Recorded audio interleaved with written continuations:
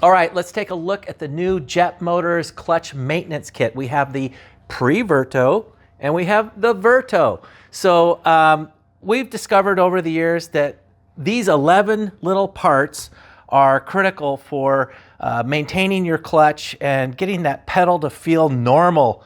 I don't know how many times you've jumped in a Mini and the pedal's right off the floor, it just doesn't engage, or the clutch isn't working properly. Usually it's these parts. In the pre-verto kit, you're going to get 11 line items. In the verto kit, you're going to get 8 line items. What are those items? Well, first of all, in the pre-verto kit, you're going to get the metal can clutch master cylinder with the clevis pin, the billet heavy-duty clutch arm with the clutch arm clevis pin, the anchor tab with spring, and the push rod with clevis pin. Now, there's a trick to this.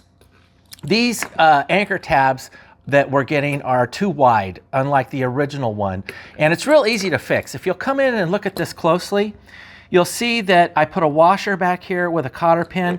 I pinched this to the contour of the clutch arm in the vise or with some pliers to basically see how it's arced. So it's pinched tight so it can't slide off of it now. And then I take up the space with a washer in the cotter pin. Now you can put it in either way, but typically they go like so, all right? Again, these are the normal wear and tear parts. One of the biggies is this little ball on the end of the clutch arm. If this little ball has some wear, oh my gosh, the amount of throw that you can lose on your clutch pedal is tremendous. So these really heavy duty arms, these are not like the old cast iron arm that we found was made out of a very soft material. This is billet and it's very heavy duty. These ball ends don't wear out near as fast. I think this might last the lifetime of the car. So we've had really good luck with these Mini Sport clutch arms. They're very heavy duty. We love them. They make them for both the pre-verto and the verto. Now there's no anchor tabs or clutch springs on the verto kits. Also, you get the modern see-through plastic reservoir on the clutch master. Now let's say you want the see-through clutch master plastic reservoir on your pre-verto. That's okay. There's about a $70 difference between the two. You'll have to call, email me, and say, Jeremy, I want the plastic one in my pre-verto kit, and I'll take care of it for you, and we'll reduce the price. But anyway, the stainless steel braided lines are definitely the way to go. One of the biggies with clutch hoses or clutch lines is the rubber one can look okay on the outside.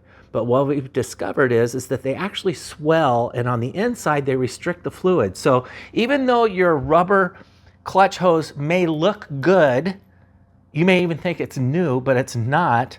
They swell and they don't work. Now these stainless steel braided hoses will probably last the lifetime of the vehicle. I doubt you'll ever have to replace this again.